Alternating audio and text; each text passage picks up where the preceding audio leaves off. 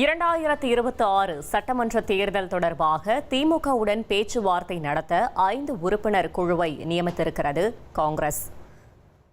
மேலும் விவரங்களை செய்தியாளர் ராமச்சந்திரன் வழங்கிட கேட்கலாம். ராமச்சந்திரன், வணக்கம். முழு தகவலை சொல்லுங்க. வணக்கம். தமிழ்நாடு சட்டப்பேரவை தேர்தலை கருதி திமுகவுடன் பேச்சுவார்த்தை நடத்துவதற்காக காங்கிரஸ் தலைமை 5 பேர் கொண்ட உறுப்பினர் குழுவை நியமித்ததை வரவேற்கிறேன் என்று முன்னாள் மத்திய அமைச்சர் திரு சிதம்பரம் பதிவிட்டுள்ளார்.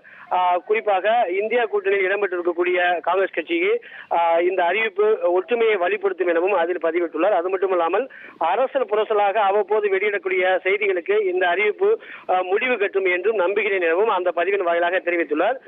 திமுகவுடன் பேச்சுவார்த்தை நடத்துவதற்காக மேலிட பொறுப்பாளர் கிரிஷ் ஜோடங்கர், அதே போல மாநில தலைவர் செல்வ பிறந்தகை, சூரஜ் ஹெக்டே, நிவேதிதா அல்வா, ராஜேஷ் குமார் ஆகிய 5 பேர் இந்த குழுவில் இடம்பெற்றுள்ளார்கள் என்றும் அறிவிக்கப்பட்டுள்ளது. ஆகையால் திமுகவுடன் கூட்டணி குறித்து பேச்சுவார்த்தைக்கு இந்த 5 குழு பேச்சுவார்த்தையில் ஈடுபடும் என்றும் எதிர்பார்க்கப்படுகிறது.